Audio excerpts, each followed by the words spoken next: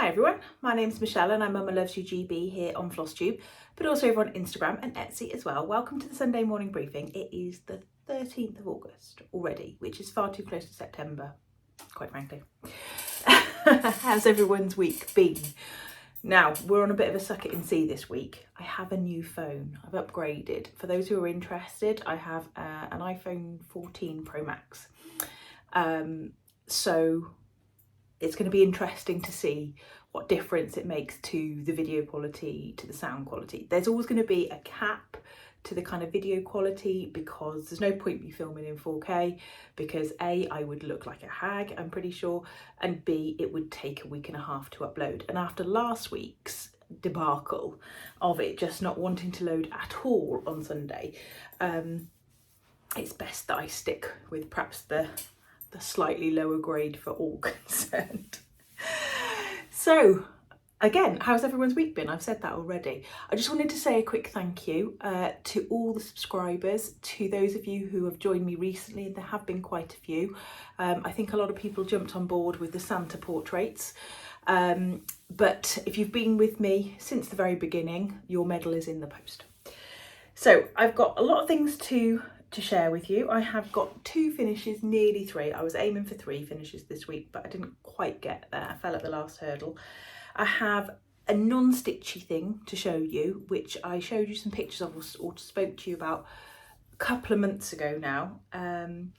I have got a freebie, I've got giveaway and a little tiny bit of haul. So I'm going to start off with the kind of non-stitchy thing.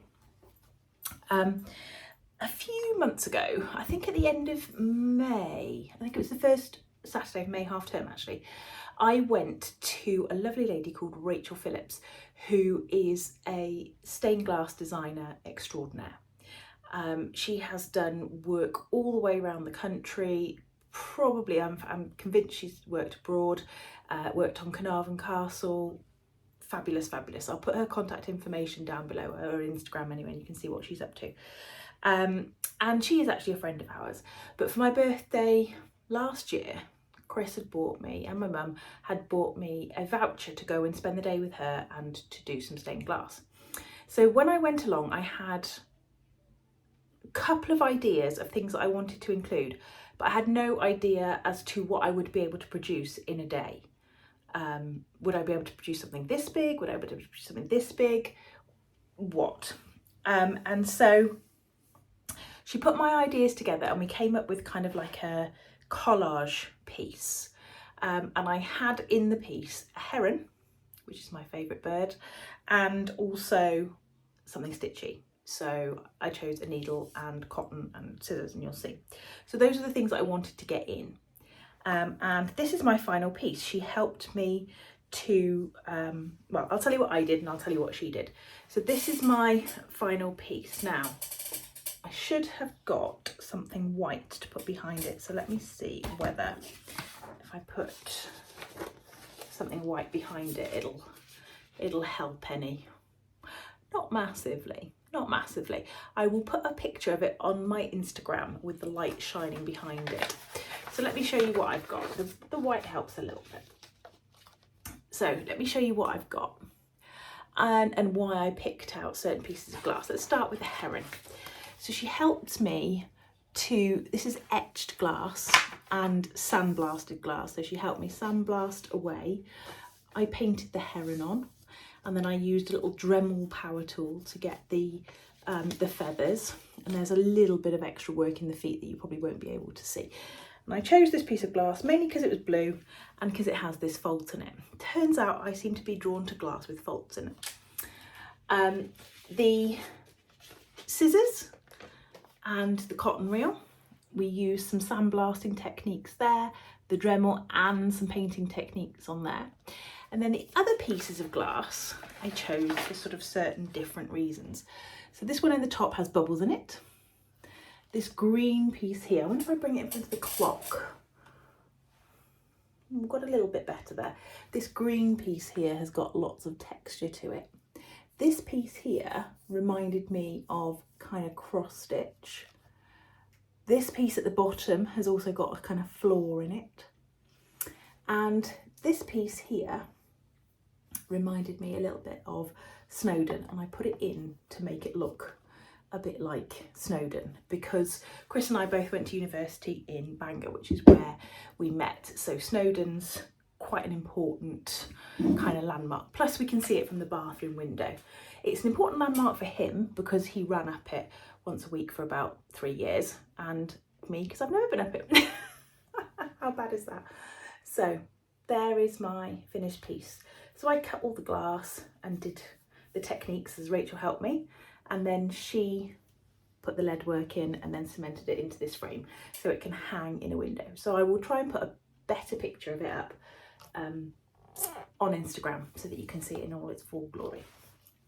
So let's put that down. I've had that back for a few weeks now, and I've been meaning to show it to you every week, and then I forgot. So let's get on with the stitching. What have I finished? My first finish is a bit of a cheat, really.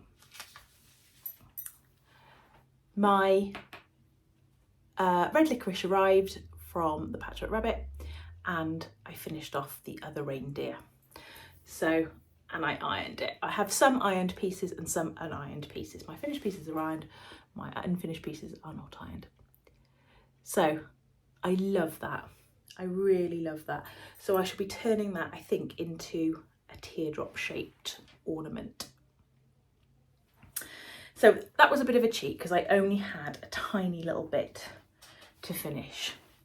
And then I showed you 2 other pieces last week. One was closer to a finish than another. Now, the one that was close to a finish is not the one that I finished. This is the one that I finished, which is Halloween Parade by Clouds Factory. Now, I looked on my list of whips that I used to keep kind of digitized, and I started this in 2020.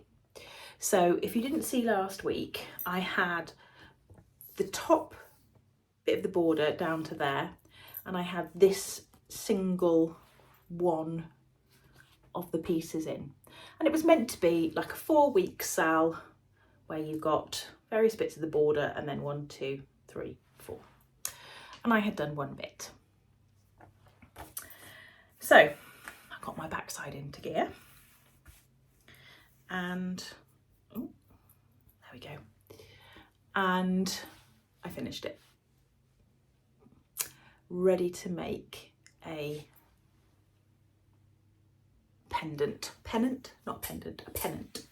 a hanging thing. Now, this is a little bit bluer than it's showing. It's showing a little bit grey, but at the top you've got the little witch, then you've got the one that I'd already done, which has kind of got the zombie, then you've got the 4 skeletons there, and then you've got Frankenstein and Mrs. Frankenstein. So no, Frankenstein's monster, isn't it? Frankenstein was the scientist. So that's where I've got. Now, did everything go to plan? No, it did not.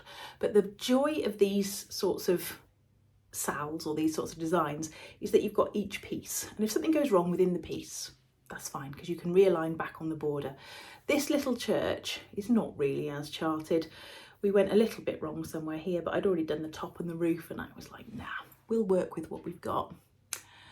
Some of it is the étoile, so some of it is black sparkly, and some of it is white sparkly. But I'm really pleased with the way that turned out. Don't know why I waited for 3 years to finish it, but every piece has its time. Every piece comes into its own at some point. So I finished that. And then this is the one that I should have finished, but I didn't. So this is We All Scream by Teresa Koga. And this is tier 4 of her Patreon. If you're not in her Patreon, this is the August one. So potentially if you got into the Patreon, you would be able to get this month. If not, there is a 12-month sort of embargo on these. And then she doesn't always release every single one. I'm in tier 4, so I've had 3 per month for every month that I've been, and I've been in there about 18 months now. Now the reason that I know that is because when I transferred the data from my phone, the one thing I was worried about was my GoodNotes, because that's where I store the Teresa Kogut patterns. And so I was talking to the man in the Apple shop and I was like, GoodNotes, right? It'll be fine, won't it? It'll copy across all my data. And he's like, yeah, it's fine. Look, I've checked. It's contributing to your iCloud. It'll be fine. Did I store them all in my Google Drive before I transferred them over? Yes, I did. All kind of 18 times 3, which is too many to think about. And was it fine? Yes, it was.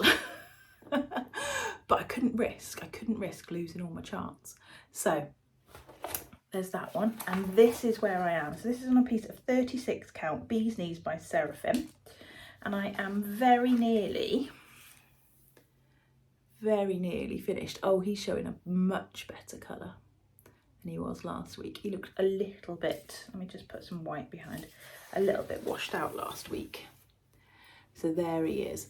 Now, I have purposely done some of the stars, quite a close colour to the fabric, because I do want it to have that kind of vintage look.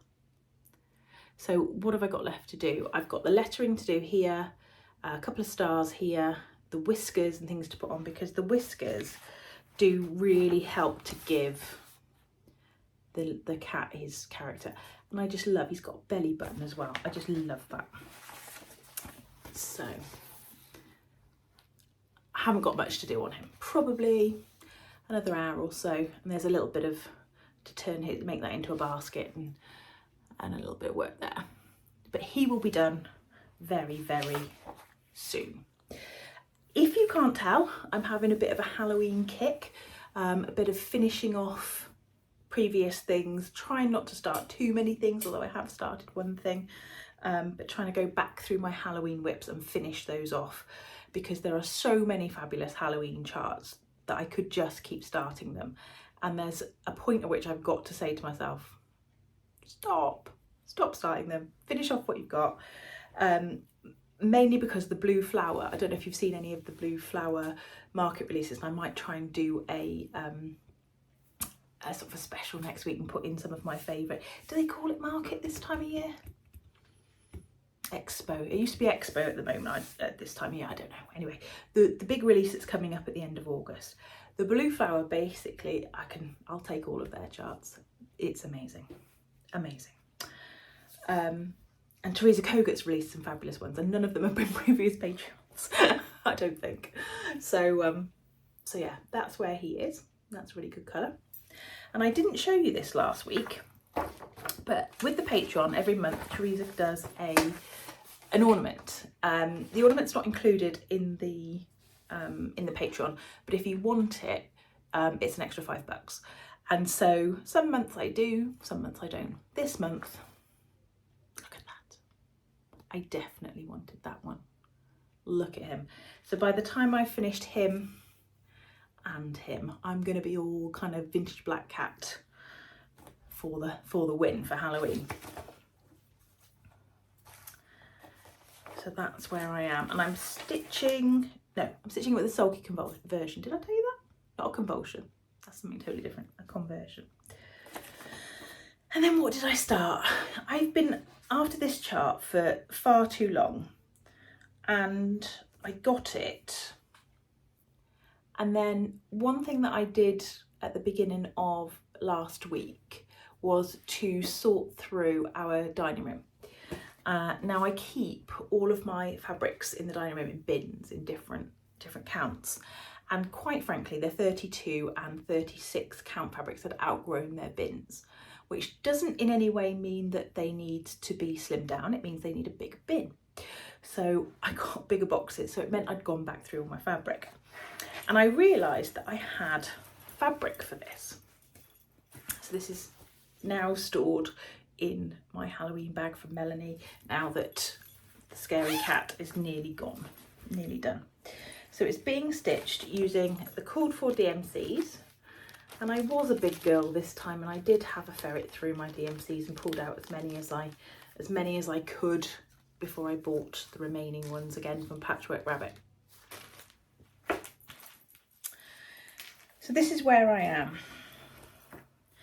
I've always thought this is quite a big chart, but it's not as big as I thought. So it's stitched on 32 count, and this is a piece of fabric that I dyed myself. Oh, okay, that's good. Looking good with the fabric. So I've done the U, apart from the smile on the pumpkin, which makes it look a little odd, and I've just started the M. So I'm using the called for DMCs, but there are a couple of the, what do they call it, thread gatherers? Yeah, a couple of the thread gatherers, which I don't think I'm going to bother to try and hunt down, if I'm honest. I might just pick out a suitable over dye. So that's where I've got 2. So that's a 32 count. And I am loving it. So we'll obviously want to do the winter and the summer ones and the spring. But I realised that after I'd finished my Halloween parade, that the second half of the fabric would be perfect for winter. So I've already put that aside. I've already started stalking who's got it in stock. So I probably should buy that tonight, because usually if I say I'm after something, by the time I come to get it, you lot have bought it all. So that's where I am. So that is my stitching for this week. Pretty happy with that. That Clouds Factory one did go really quickly. I have spent quite a bit of time on it, but it did go super quickly as well. So this is my book of days, and I am in August. Whoops. Oh, these are my printouts. Maybe I should show you these. These are my printouts from my previous whip method of collecting or of storing. So I'm busy ticking off these, because these are the old whips. So that is all my stitching. What else have I got to show you? Let's do the giveaway. So Ruthie from Crowsfeet Stitching always kindly sends me her new releases, and she sent me 2. So we're going to do giveaways for both of these, and they will come via PDF from Ruthie. So I'll give you a keyword for each one. If you're chosen, you send me an email. I pass that email on to Ruthie, and Ruthie sends you the charts. So she's got 2, Ellen Berry and Elizabeth Moore. Now, as with Ruthie's charts, there's always a huge amount of added value. So this is Ellen Berry. Now you can see Ellen's sampler there has not necessarily been treated as well as some, but it survived. From 1875 it survived, and it's stitched in wool, and she gives you some information, not really about Ellen, because Ellen Berry is quite a difficult name, I would imagine, to narrow down, especially with so little information. But she gives you some information about the kind of time frame that Ellen stitched her sampler in, and also how it was stitched. So not only have you got the chart for the full sampler in here, which I can tell by looking at the chart is just going to make such a sweet little sampler.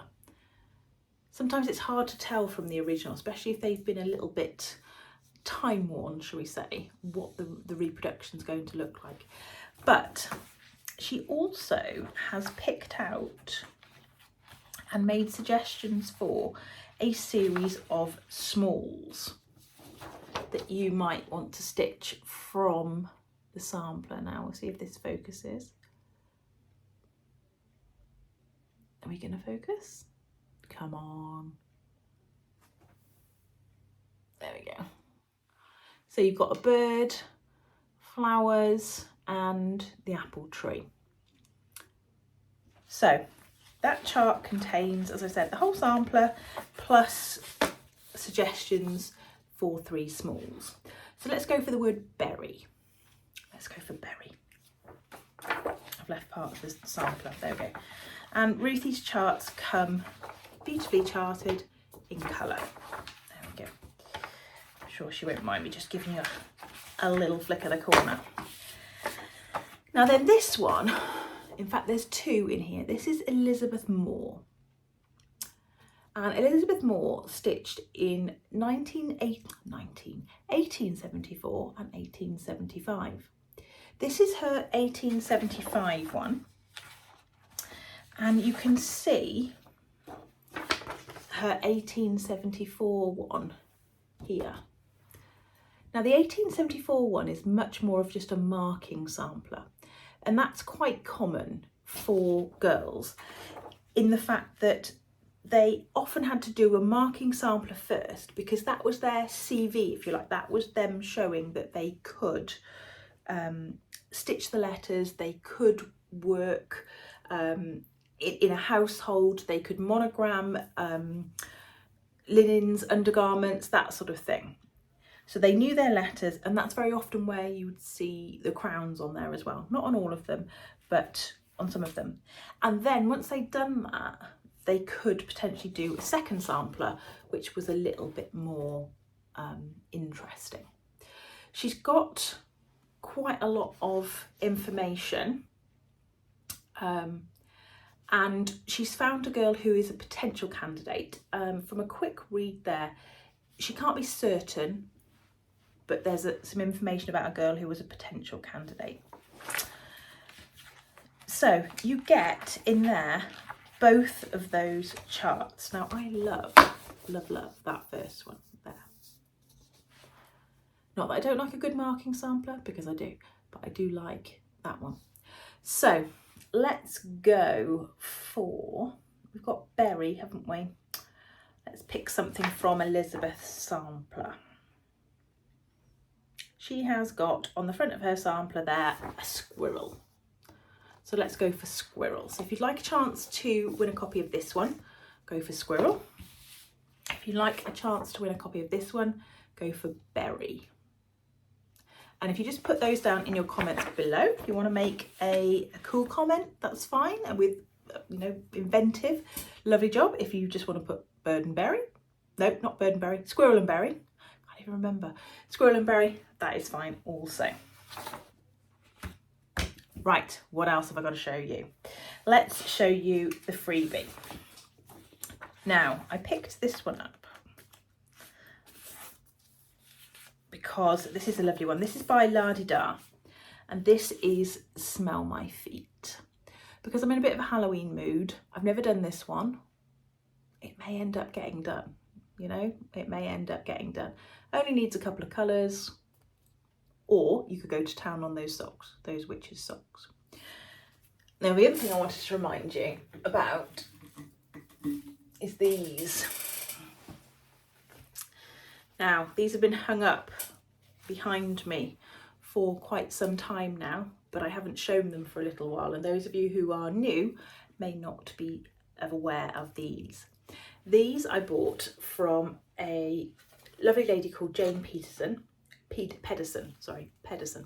who runs a shop on Etsy called Old Gingerbread House, I think. And I bought these ages ago, and I've had them hung up since I got them, which probably explains a little bit of the dust. But if you can't have dust on witches' shoes, when can you have dust, quite frankly? And I just love them. I absolutely love them. Now, she's got them in her Etsy shop, but she only ever sort of seems to put up one pair at a time when she's made them. So bearing in mind that Halloween is just around the corner, if you did want to get a pair of these, you might have to think about doing it sooner rather than later, because she may not be able to make another pair in time for Halloween. She also has them in a smaller size as well, so she does some sort of more mini ones, and that's what's in her shop at the moment. So if you fancy getting a pair of those, I'll put the contact information down below, and I will get around to doing all of the contact information for last week's episode as well, because I just didn't quite get there. Right, what else have I got to show you? I never showed you my completed box. So I bought this from eBay. No, I didn't. I bought it from Amazon. It's just one of those kind of fairly standard jewellery boxes. I wanted a dark blue one. I made this little cartouche to go on the top in a little, one of those little mini hoops, just because it had the brand name on it and I didn't want it on there. A lovely lady suggested that I should have put a magnet and made it a needle minder on the top underneath, which would have been excellent had I remembered to do that, or had I seen the message before I made it. So this is what it looks like inside at the moment. So that's what it looks like. So I'll show you what I've got in there. I've got this little badge which was given to me at the retreat last weekend before, by a lovely lady. Her name is, let me see if I can pronounce it, Edita. I think that's how you pronounce it. So a little crocheted flower which I've got in there. I have got these little thread winders from Kelmscott, which are birds, which I plan to maybe wind some thread around at some point. I have a spare button. Come here. I have a spare button because I had intended to put a bow there, but it turned out again at the retreat a couple of weeks ago that bow was essential for another Stitcher's finish because it was exactly the right colour and it got donated. Little tape measure, nothing fancy. A William Morris ring bling that I made. A couple of little buttons because I'm not sure what to do with those yet. I lift this panel up there, and I've got my favourite scissors, these ones, which have multiple grip holds to them. I just love these. Love, love, love. A little pin that I made, and that's the top of it, all William Morris fabric. And then I bought this little book on Amazon. It's just a little notebook, but I've been jotting down, probably can't see it, oops, in pencil, the threads that I needed to buy, and some conversions that I wanted to try and do, as well as some little cards and a strand of chives that I've bought for a sampler that I haven't got the rest of it for. So there we go.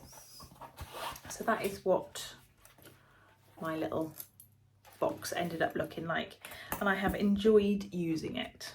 It's a good fun thing to do. So just put the pin back before I lose it, and then before I lose it, there we go.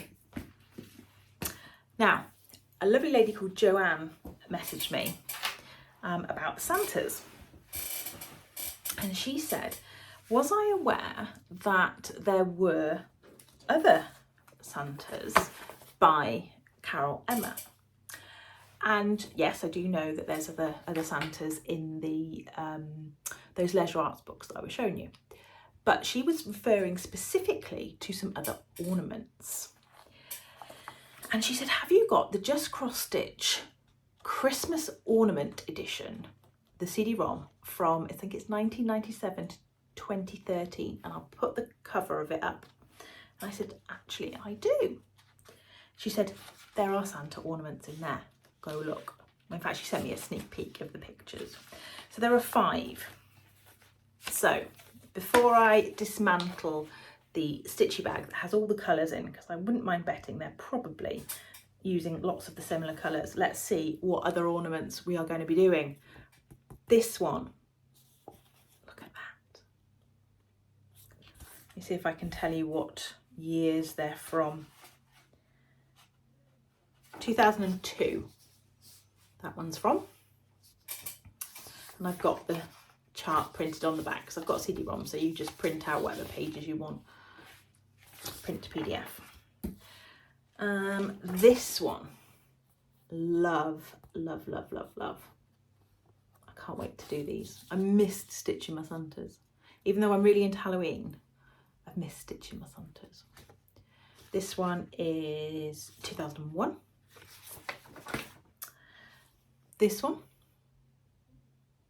beautiful. That is 2000. There wasn't one in every year, And one year she did like a weird baby thing, like an angel baby thing. Odd. Not my bag. And there's the Santa up there with his crown and there's one of the bigger Santas has got that kind of ermine type trim. That one's from 1999. Now these are only small. They're about 56 by 39, that one. This one is 64 by 43. So all of that kind of area. So there is that one, Santa with his coat, and that one is 1997. So Joanne, I am so grateful to you for emailing me and letting me know about those, because that is now another little Santa project that needs to happen before Christmas. Right, all I've got left now is a little bit of haul, but I realised I'd left some of it, so I'm just going to go and grab it.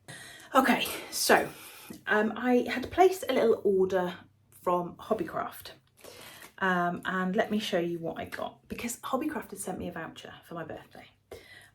So obviously wanted to use that, and I had seen a few of their kind of woodeny bits from some adverts.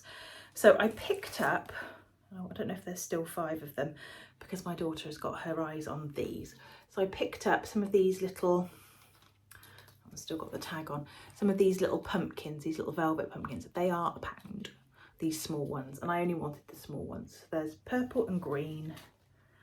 I got 2 of the sort of traditional orange colour and 1 black one. So I thought they'd be good for just sort of poking in little displays. I also picked up this little house shape. Now this is acrylic. I didn't realise it was acrylic when I bought it. I don't think it'd make a difference, but I thought I could maybe put a stitched piece on there. I thought it was like a blackboard, but it's acrylic, but I'll make it work. That's like £2, I think. And then I bought one of these because I was looking for something to hang my pumpkin overboard, to hang my Halloween piece off of, my Halloween parade. And I thought that I could potentially cut that in half and make that as like the top. So I bought one of those, which was £2, but they sent me a box of 12 by accident. So yeah, but I think it's too wide. It's not going to quite work how I thought it would. It would look great with a piece in the middle and painted. So that is thinking again for that one. So what I actually came up with was this. I can't remember how much this was, £4 maybe. Dropsies. There we go, hang on, there we go. I actually came up with this. Now I don't intend to keep it like this. I will split these up into various different arrows. So you've got one like that with graveyards and one with pumpkins on the bottom that I'm interested in. So I wondered whether something like that might make a useful top to it. And I may even shorten it. If I chose this top one, I might even shorten it after the bird, just to make it a little bit more sort of width. That's a stupid way of doing it, Michelle. A little bit more width appropriate. So we shall see. We shall see. These things evolve. There we go. I also purchased one of these little trays. Trouble is, when you're doing mail order, you want to get the free postage. And free postage from Hobbycraft is only 25 quid. But when you're buying like little bits and bobs like this, 2 or 3 things just aren't quite enough. And I'm not buying DMC from them. So there's that. I thought that'd be nice with perhaps a finish inside. And then I got this as well. Lastly, I thought this was fab. It's a little tray with spider webs and pumpkins. Now that is going to make a fabulous little tray for smalls, little pillows and things like that. And apart from the two that are on the floor, we can throw in some pumpkins as well. I don't know, it's in a shoe. There's a pumpkin in the shoe. I will retrieve that later. So, moving swiftly from one holiday to the next. If you saw my Instagram post, the works have got some of their bits and pieces in. So I picked up some red and green ribbon, which is always necessary. And I picked up some of these little plastic light bulbs, Christmas light bulbs. Now, I seem to remember last year, was it the Scarlet House had a pillow, a Christmas pillow, and on the top she'd used some of these little light bulbs. I think they're a bit bigger than these, but these will suffice. And lastly, I picked up a chart. I think this came from a stash and de-stash, which is this Telling Emblem one. I've always liked this one. I can't think who it was that stitched it first that I saw and really liked it, but I've been sort of hankering after it for a while and it was a good price, so I grabbed it. Mostly DMC except for a few weeks dye works. 102 by 131, so it's not huge, but I liked it. And there ended the episode. That's it, I think. That's all I've got to show you this week. So I don't know how much I'm going to have to show you next week because I have got a lot of work to do next week. I've kind of put it off for long enough, but there is got to be some schoolwork done ready for September. But Ness is going to a 3-day workshop, musical theatre workshop, which is going to be interesting because I think she might have inherited my voice. Let's just say it's not musical theatre. It's terrible. I can't carry a tune in a tin bucket, as I've told you before. But she will love it. And I'm hoping if somebody musical can get in there at an early age, then they might be able to save her from a life of being totally tone deaf like me. She's doing so well with her harp, so she obviously is far more musical than me. So she needs somebody to teach her. Anyway, I shall see you next week. Stay classy, Stitchers.